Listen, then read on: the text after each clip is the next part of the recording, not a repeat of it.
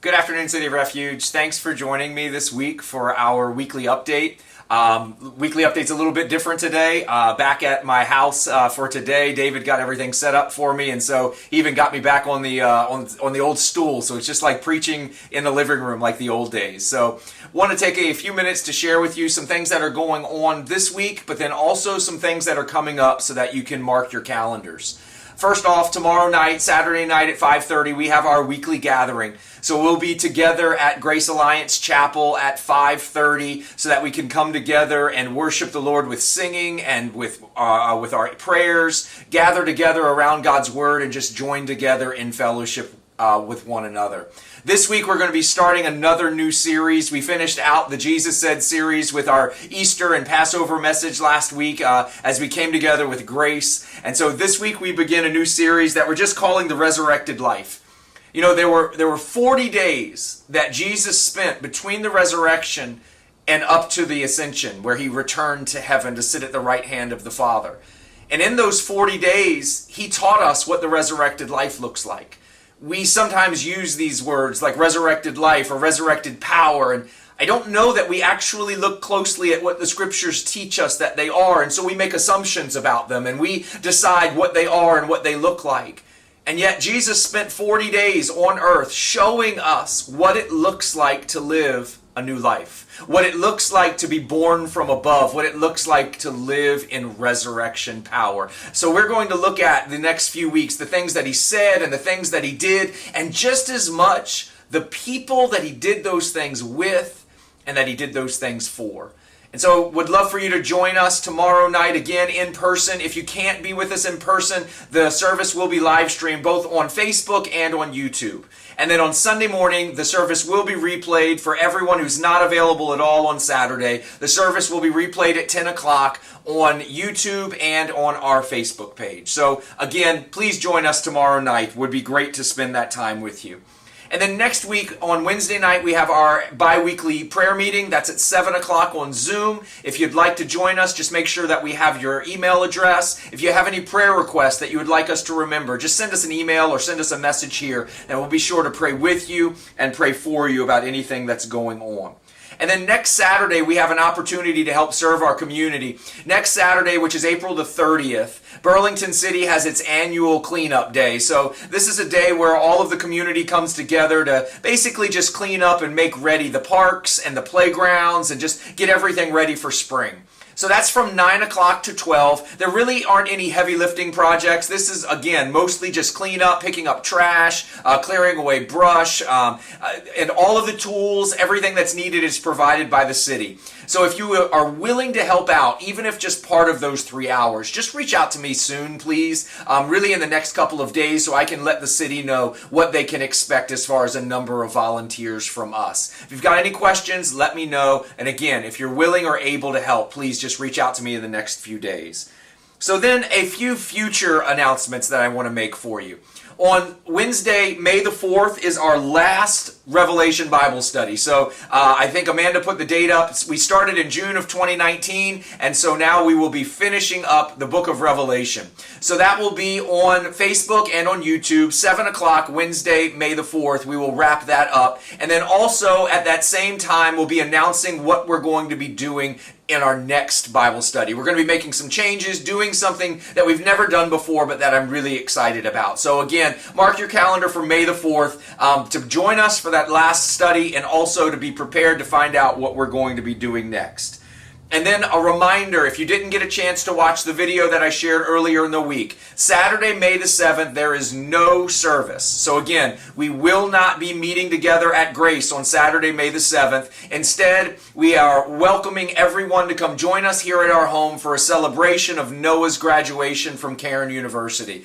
So we wanted to be able to celebrate with all of our church family as well as our family. And so since we've got people coming in from out of town and it's such a big day, rather than trying to split up and be at two places at once, we decided to just not have service and join together here. So all of you are invited. We would love to have all of you come through. It's 4 to 6 on Saturday, May the 7th. If you've got any questions, reach out to us. I know that Melissa has started a Facebook invitation group for that. If you haven't been included, reach out to us. We want to make sure that you get all of the information. So then men, please mark your calendar. The next Brothers in Fellowship gathering is Friday night, May the 13th. This month, rather than meeting at the Mingy's house, we are actually going to be meeting at Top Golf in Mount Laurel. So from 6:30 to 8:30, we'll be there at Top Golf. We'll be playing golf together. We'll be eating together and fellowshipping with one another. So the cost is $25 per man, but please don't let cost be an issue. If you cannot, if the cost is a problem, just sign up anyway. Just come anyway. We will take care of that. But please sign up. We would love to have you come. We'd love to have other men join us. So this might be a perfect time for you to invite a friend that you've been, trying to get to come to men's group. Looking forward to this. It'll be, we went bowling to start things off, and so now we have this opportunity for Top Golf, and just looking forward to that time together. And then finally, last announcement, and maybe the biggest one of all, I started mentioning it last week, but Kids Day is officially back. We let the city know they've cleared the schedule, so on Saturday, June 25th, from 10 to 2, we'll be back in Mitchell Field for Kids Day. Now that means we have just a little bit over 2 months of planning. And generally this was a 6 to 9 month plan. So we know we have to speed things up, but we also know that God provides, and we are confident that He's leading us in this. Some of you already started giving last week after I made the initial announcement. So would please keep giving. Melissa will be reaching out in the next few days to start gauging the help that we need as she's setting up all of the amusements and what the plan will be for the ministry on that day. But begin praying now, as we are just excited to be back out on Mitchell Field, back out in our community, doing the things that we're called to, and being the people that we were created to be. So again, Saturday, June 25th, Kids Day is back.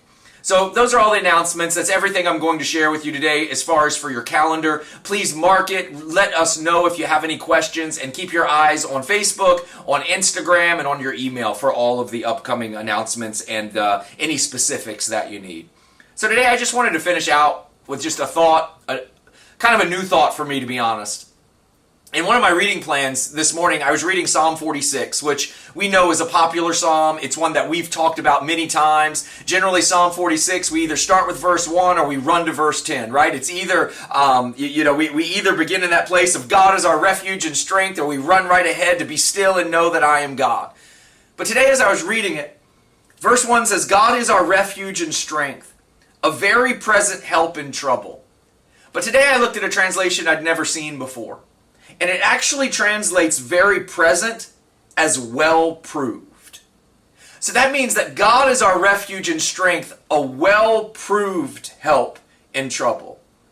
And isn't that just the truth of your life and of mine?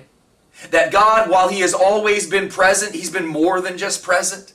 He's been good and He's been faithful. He has well proven Himself. In fact, if you would, just while you're watching this, just let your mind go to the times that God has proven Himself to you. Let your mind go to the times where He stepped in, where He showed Himself, where He worked on your behalf. Let your mind go to the miracles that you've seen. Some of them maybe you've even forgotten.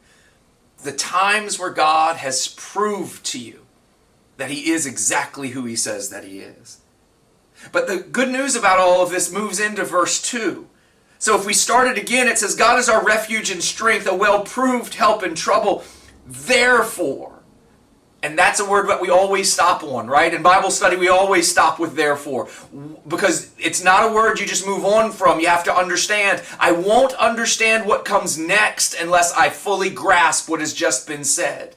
So the writer is telling us, because God is well proven, because God has been present, because God has always been good and faithful, therefore we will not fear. Though the earth gives way, though the mountains be moved into the heart of the sea. So the author is saying, because of what God has done, I will not let myself be shaken by anything that happens next. Therefore, we will not fear. And then he uses these giant things, these things that we may never face, right? That even if the earth gives way, even if the mountains fall into the sea, we're going to choose not to be afraid because we've already seen the well-proven nature of God. And so can I encourage you today that even if it feels like your world is giving way, focus on the ways that God has already proved himself.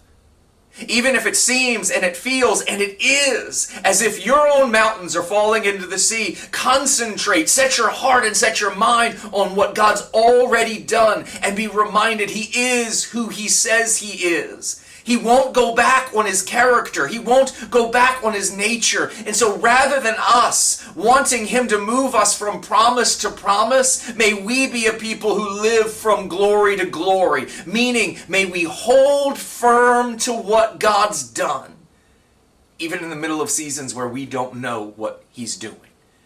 Even in the middle of seasons where we don't like what's happening. We have this tendency to hold on to what we want God to do. But in Psalm 46, the psalmist is telling us, hold on to what God's already done. Let who he is be what you remember when you're going through things you don't understand. And so can I encourage you today? God is our refuge and he is our strength. But most of all, he is our well-proven help in struggle.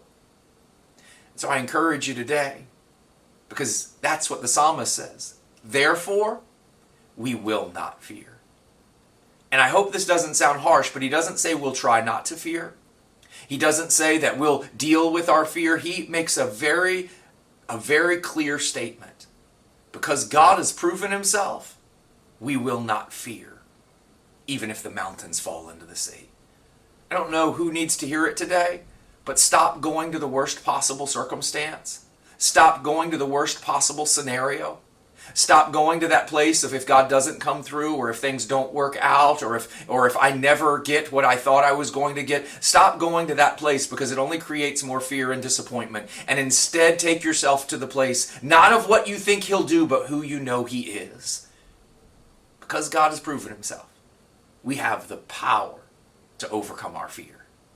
Maybe today all of us need to get together and sit in a room and just remind each other of all the things that God has done. He is good, and his love in your life and in mine will endure forever. God bless you guys. Thank you for joining me for a few minutes today. Looking forward to seeing you tomorrow night. Have a great weekend.